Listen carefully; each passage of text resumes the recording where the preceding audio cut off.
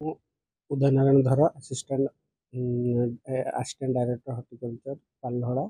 ଆଜି ଯେଉଁ ଆମର ଡିଷ୍ଟ୍ରିକ୍ଟ ଲେବୁଲରେ ଯେଉଁ ଅଏଲ୍ ପାମ୍ର ଯେଉଁ ମିଟିଂ ହେଇଥିଲା, ସେଥିରେ ଆମେ ଏ ବର୍ଷ ଅନୁଗୁଳ ଡିଷ୍ଟ୍ରିକ୍ଟରେ ଯେଉଁ ପ୍ରଥମେ ଇଣ୍ଟ୍ରୋଡ୍ୟୁସ୍ ହେଇଛି, ସେଥିରେ ଆମର ପାଲହଡ଼ାରେ ଆମେ ଭାବୁଛୁ ବହୁତ ଗୁଡ଼ିଏ ଯେଉଁ ଜାଗା ଗୁଡ଼ିକ ପଡ଼ି ରହିଛି, ଚାଷୀମାନେ ୟୁଟିଲାଇଜ୍ କରିପାରୁନାହାନ୍ତି। ଆମେ ଏଇଟା ଗୋଟେ ତାଙ୍କର ସମ୍ଭାବନା କ୍ରିଏଟ୍ ହେଉଛି, ଯାହାଫଳରେ କି ଯେଉଁଟା ଅନୟୁଜ୍ଡ ଲ୍ୟାଣ୍ଡ ଗୁଡ଼ାକ ଆମେ ଏଇ ଗଛ ଲଗାଇବା, ଯେଉଁଟାକି 4 ବର୍ଷ ପରେ ତାଙ୍କର ଗୋଟେ ରେଗୁଲାର ଇନକମ୍ର ସୋର୍ସ ହେଇପାରିବ।